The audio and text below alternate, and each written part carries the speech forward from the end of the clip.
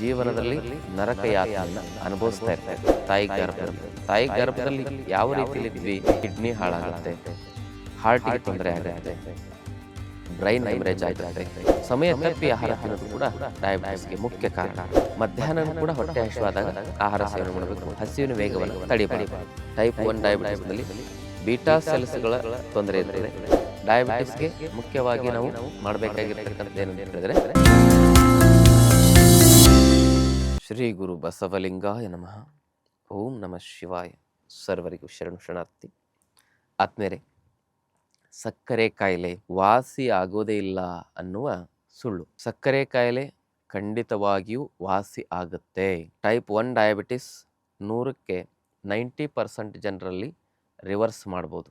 Type 1 diabetes reverse ಆಗೋದೇ ಇಲ್ಲ ಅಂತ ಹೇಳ್ತಾರೆ. ಟೈಪ್ 2 ಡಯಾಬಿಟಿಸ್ 100ಕ್ಕೆ 100 ಜನರಲ್ಲಿ ನಾವು ರಿವರ್ಸ್ ಮಾಡ್ಬೋದು.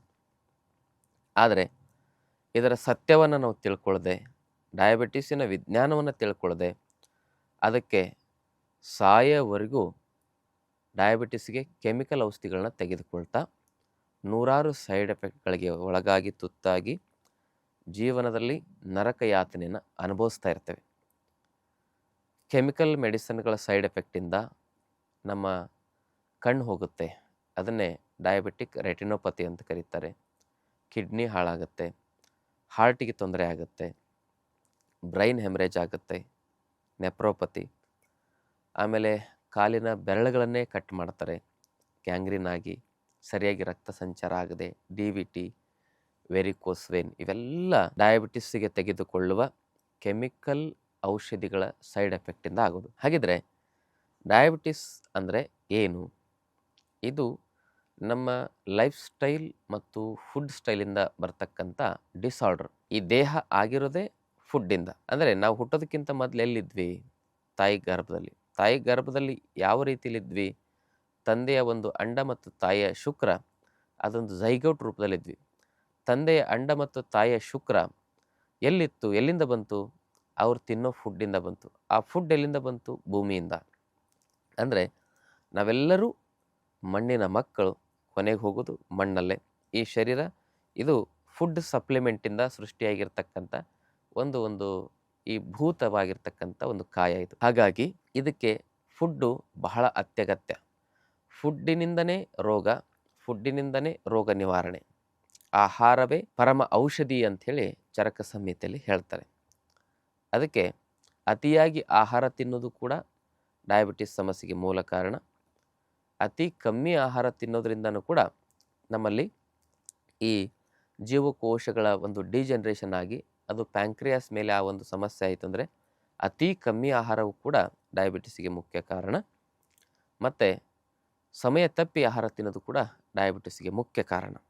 ಅದನ್ನು ಸರಿಪಡಿಸ್ಕೋಬೇಕು. ರಾತ್ರಿ 7 ಗಂಟೆ ಒಳಗಡೆ ಆಹಾರ ಸೇವನೆ ಮಾಡಬೇಕು. ಬೆಳಗ್ಗೆ ಹೊಟ್ಟೆ ಹಸಿವಾದಾಗ ಆಹಾರ ಸೇವನೆ ಮಾಡಬೇಕು. ಮಧ್ಯಾಹ್ನ ಕೂಡ ಹೊಟ್ಟೆ ಹಸಿವಾದಾಗ ಆಹಾರ ಸೇವನೆ ಮಾಡಬೇಕು. ಹಸಿವಿನ ವೇಗವನ್ನು ತಡಿಬಾರ್ದು.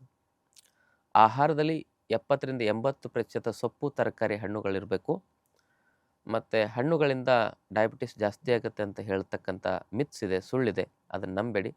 ಹಣ್ಣುಗಳಲ್ಲಿ ಫ್ರಕ್ಟೋಸ್ ಇದೆ. ಸುಕ್ರೋಸಿಂದ ಸಕ್ಕರೆ ಕಾಯಿಲೆ ವೃದ್ಧಿ ಆಗುತ್ತೆ ಹೊರತು ಫ್ರಕ್ಟೋಸಿಂದ ಅಲ್ಲ. ಹಾಗೆಯೇ ಡಯಾಬಿಟಿಸ್ಗೆ ಮುಖ್ಯವಾಗಿ ನಾವು ಮಾಡಬೇಕಾಗಿರ್ತಕ್ಕಂಥದ್ದು ಏನಂತ ಹೇಳಿದ್ರೆ, 8 ತಾಸು ಸರಿಯಾಗಿ 8 ತಾಸು ನಿದ್ದೆ ಇಲ್ಲ ಅಂತೇಳಿದ್ರೆ ಫ್ಯಾಟ್ ಮೆಟಾಬಲಿಸಮ್ ಇಂಬ್ಯಾಲೆನ್ಸ್ ಆಗಿ ಲಿವರಿಗೆ ಒತ್ತಡಗಳು ಹೆಚ್ಚಾಗಿ ಅದರಿಂದಾಗಿ ನಮ್ಮಲ್ಲಿ ಸುಮಾರು ಡಯಾಬಿಟಿಸು ಹೆಚ್ಚಾಗ್ತಾ ಹೋಗ್ತದೆ. ಇದನ್ನು ಸರಿಪಡಿಸ್ಕೊಳ್ಬೇಕು. ಹೀಗೆ ಇವೆಲ್ಲವನ್ನು ಸರಿಪಡಿಸ್ಕೊಂಡ ಮೇಲೆ ಡಯಾಬಿಟಿಸನ್ನು ರಿವರ್ಸ್ ಮಾಡಲಿಕ್ಕೆ ಒಂದಿಷ್ಟು ಪ್ರಾಣಾಯಾಮಗಳನ್ನ ಹೇಳ್ತೇನೆ. ಅಪಾನ ಮುದ್ರೆಯನ್ನು ಮಾಡಿಕೊಳ್ಳೋದು. ಮಧ್ಯದ ಬೆರಳು, ಉಂಗುರ ಬೆರಳು, ಹೆಬ್ಬೆರಳನ್ನು ಜೋಡಿಸ್ಕೊಂಡು ಅಪಾನ ಮುದ್ರೆಯನ್ನು ಮಾಡಿ ಕಪಾಲಭಾತಿಯನ್ನು ಮಾಡಿ. ಇದನ್ನು ಪ್ರತಿ ದಿವಸ ಅಪಾನ ಮುದ್ರೆಯಲ್ಲಿ 15 ನಿಮಿಷ ಕಪಾಲಭಾತಿ ಮಾಡಿದ್ರೆ ಬೀಟಾ ಸೆಲ್ಸು ಮತ್ತು ಪ್ಯಾಂಕ್ರಿಯಾಸು ಮತ್ತು ಲಿವರು ರೆಜ್ಯುವಿನೇಷನ್ ಆಗ್ತವೆ. Diabetes is a liver disorder ಅಂತಲೂ ಕರಿಬೋದು. ಅವೆಲ್ಲ ರೆಜ್ಯುವಿನೇಷನ್ ಆದಾಗ ಅಲ್ಲಿ ಬೀಟಾ ಸೆಲ್ಸ್ಗಳು ಮತ್ತು ಪುನರ್ಕ್ರಿಯಾಶೀಲಗೊಂಡು ಇನ್ಸುಲಿನ್ ಹಾರ್ಮೋನ್ ಉತ್ಪತ್ತಿ ಆಗುತ್ತೆ. ಇನ್ಸುಲಿನ್ ಅನ್ನೋದು ಒಂದು ಹಾರ್ಮೋನ್, ಅದು ಸರಿಯಾಗಿ ಸೆಕ್ರೇಷನ್ ಆಗಬೇಕು. ಟೈಪ್ 1 ಡಯಾಬಿಟಿಸಲ್ಲಿ ಅದು ಏನಾಗಿರುತ್ತೆ, ಸರಿಯಾಗಿ ಸೆಕ್ರೇಷನ್ ಆಗ್ತಾ ಇರೋದಿಲ್ಲ. ಟೈಪ್ 2 ಡಯಾಬಿಟಿಸಲ್ಲಿ ಅದು ಸೆಕ್ರೇಷನ್ ಆದರೂ ಕೂಡ ಅದನ್ನು ಏನಾಗಿರುತ್ತೆ ಅಂದರೆ ಅಲ್ಲಿ ಒಳಗಡೆ ಸೆಲ್ ರಿಸೆಪ್ಟರ್ಗಳು ಸರಿಯಾಗಿ ಅಬ್ಸರ್ವ್ ಅದು ಸರಿಯಾಗಿ ಕೆಲಸ ಮಾಡ್ತಾ ಇರೋದಿಲ್ಲ. ಆ ಒಂದು ಕಾರಣದಿಂದಾಗಿ ಟೈಪ್ 2 ಡಯಾಬಿಟಿಸ್ ಬಂದಿರ್ತದೆ. ಟೈಪ್ 1 ಡಯಾಬಿಟಿಸ್ನಲ್ಲಿ ಬೀಟಾ ಸೆಲ್ಸ್ಗಳ ತೊಂದರೆ ಇರ್ತದೆ. ಟೈಪ್ 2 ಡಯಾಬಿಟಿಸಲ್ಲಿ ನಮ್ಮ ಲೈಫ್ ಸೆಲ್ಗಳಲ್ಲಿ, ಅಂದರೆ ಬ್ಲಡ್ ಸೆಲ್ ಆಗಿರ್ಬೋದು, ಮಸಲ್ ಸೆಲ್ಲು, ಬೋನ್ ಸೆಲ್ಲು, ಈ ಸೆಲ್ಸ್ಗಳಲ್ಲಿ ಅಬ್ಸರ್ವ್ ಮಾಡತಕ್ಕಂಥ ಒಂದು ಶಕ್ತಿಯನ್ನು ಸೆಲ್ ರಿಸೆಪ್ಟರ್ಗಳಲ್ಲಿ ನಾವು ಏನಾಗಿರ್ತದೆ ಅಂತ ಹೇಳಿದರೆ ಇಂಬ್ಯಾಲೆನ್ಸ್ ಆಗಿರ್ತದೆ. ಅದಕ್ಕೆ ಈ ಟೈಪ್ 2 ಡಯಾಬಿಟಿಸ್, ಟೈಪ್ 1 ಡಯಾಬಿಟಿಸು ಬರ್ತದೆ. ಅವೆಲ್ಲವನ್ನು ಸರಿಪಡಿಸಲಿಕ್ಕೆ ಬೀಟಾ ಸೆಲ್ಸು ಮತ್ತು ಸೆಲ್ ರಿಸೆಪ್ಟರ್ಗಳನ್ನ ಸ್ವಚ್ಛ ಮಾಡ್ತಕ್ಕಂಥ ಕಪಾಲಭಾತಿ ಪ್ರಾಣಾಯಾಮ ನಾವು ಮಾಡಬೇಕಾಗುತ್ತೆ.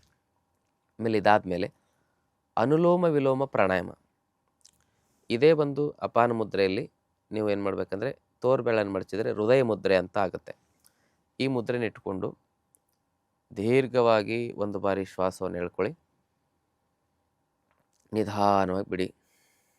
2ನೇ ಬಾರಿ ಶ್ವಾಸ ಎಳ್ಕೊಳ್ಳಿ, ಬಿಡಿ. 3ನೇ ಬಾರಿ ಶ್ವಾಸ ಎಳ್ಕೊಂಡು ಬಲಭಾಗದ ನಾಸಿಕಾಗ್ರವನ್ನು ಮುಚ್ಚಿ ಎಡಗಡೆಯಿಂದ ಶ್ವಾಸ ಬಿಡಿ. ಮತ್ತೆ ಎಡಗಡೆ ತೆಗೆದುಕೊಳ್ಳಿ, ಬಲಗಡೆ ಬಿಡಿ, ಬಲಗಡೆ ತೆಗೆದುಕೊಳ್ಳಿ,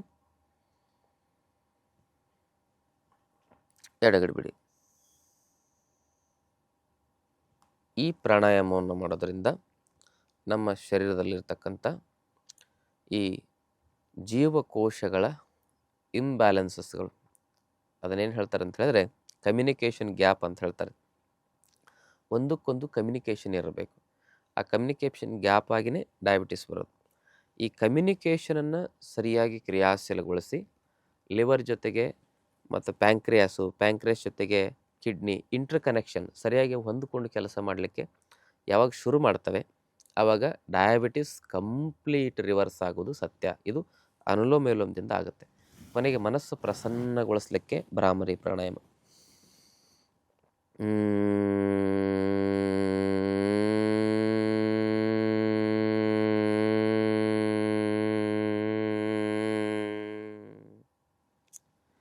ಈಗ ಒಂದು 5ರಿಂದ 10 ನಿಮಿಷ ಭ್ರಾಮರಿ, 10 ನಿಮಿಷ ಕಪಾಲಭಾತಿ, 10 ನಿಮಿಷ ಅನುಲೋಮ ವಿಲೋಮ, 5 ನಿಮಿಷ ಭ್ರಾಮರಿ. ಮಿನಿಮಮ್ 25 ನಿಮಿಷ ಈ ಒಂದು ಅಭ್ಯಾಸವನ್ನು ನೀವು ಮಾಡಿದರೆ 1 ತಿಂಗಳಲ್ಲೇ ನಿಮ್ಮ ಡಯಾಬಿಟಿಸ್ 500, 600, 400 ಮೇಲೇ ಇರ್ತದಲ್ಲ, ಅದು 200 ಒಳಗಡೆ ಬರ್ತದೆ.